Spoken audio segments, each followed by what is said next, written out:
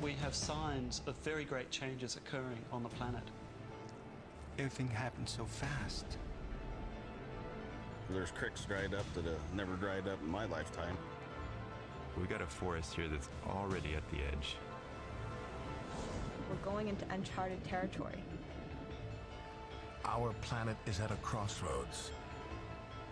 Global warming isn't out of control, but it soon could be. The warning signs are all around us. This is the challenge of climate change. What can we do about global warming? What will happen to the Earth if we don't?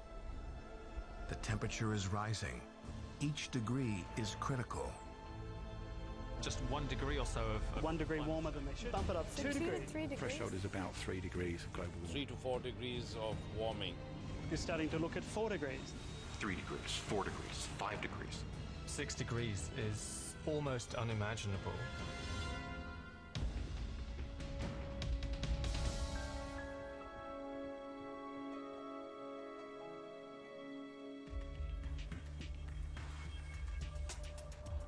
Imagine the 21st century if global warming accelerates.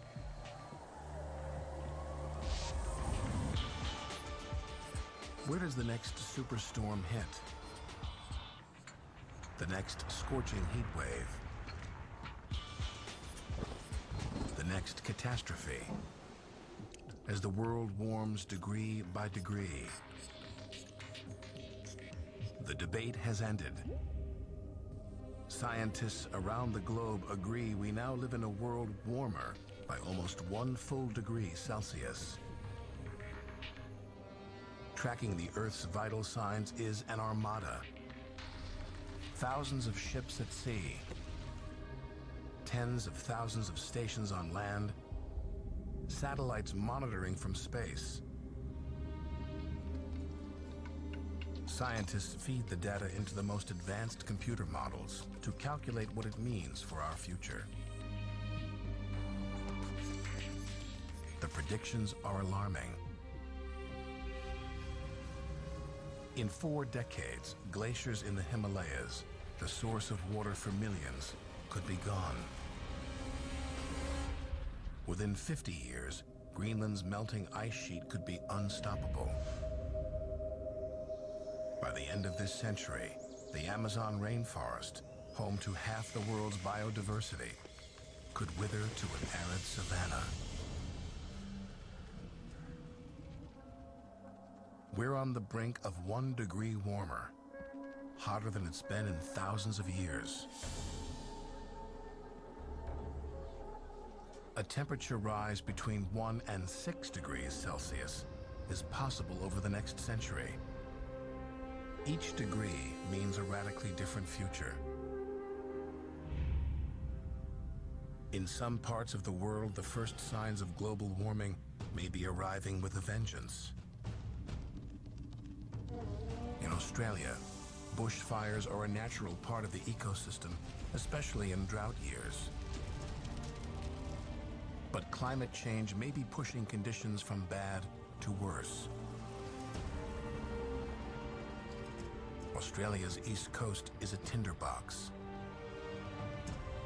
In the winter of 2001, more than 900 fires encircled Sydney. They called it Black Christmas.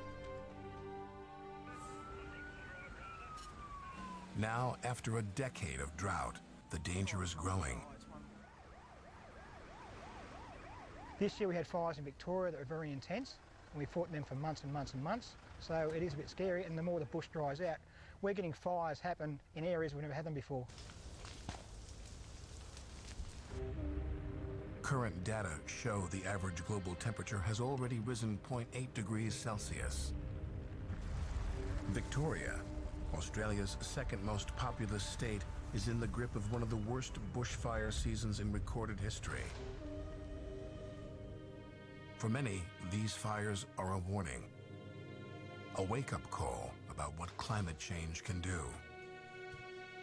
Transform Australia, which was already the driest continent on Earth, into a landmass which has lost so much of its water that they're currently experiencing the worst drought. Driven the fires out of the bush and into the front yards of thousands of Australians.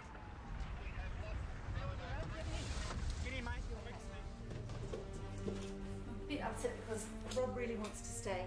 In some Sydney neighborhoods, it's an awful choice.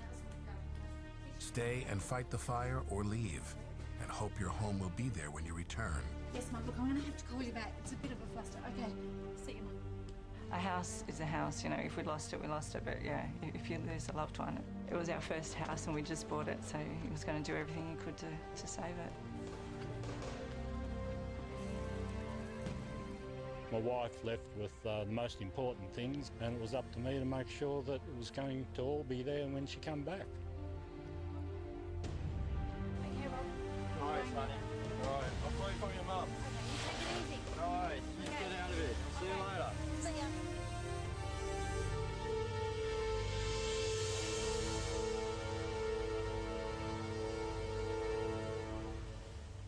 Bushfires are already bad. Climate scientists predict in the next 3 decades, they'll get worse. And it doesn't end there. Global warming doesn't just mean the slow increase in average temperatures. It completely changes the way the Earth system operates, which is why we can see droughts in one place, floods in another, or even a succession of drought and flood in the same exact location. National Geographic author Mark Linus spent years compiling data from climate models to understand how each degree of warming could threaten the planet.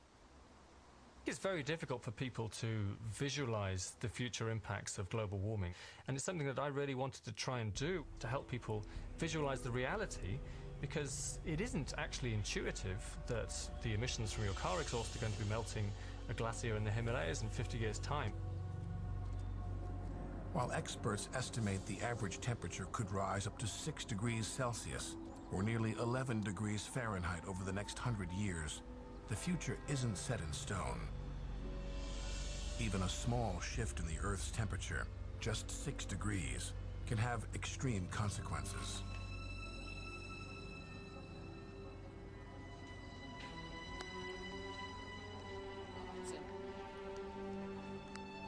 Well, 6 degrees shift from one day to the next is the sort of thing that we expect with normal weather fluctuations.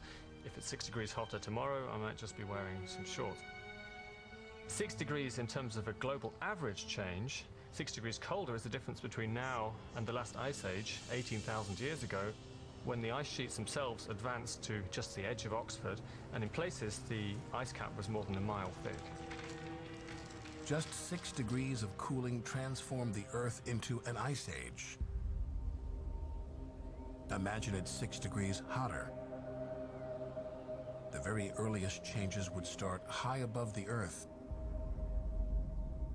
The atmosphere is our buffer zone between the planet's surface and outer space. A small percentage are the greenhouse gases, a cocktail of water vapor, carbon dioxide, methane, nitrous oxide, and ozone. They are like a dome over the planet, retaining just enough of the sun's reflected energy to maintain temperatures that support life. As the amounts of those gases increase, they trap more heat and can radically affect the climate all over the planet.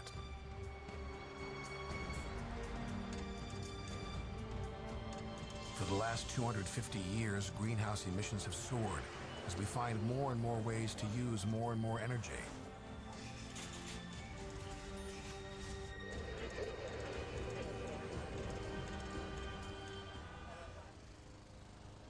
CO2 is the hidden price we pay.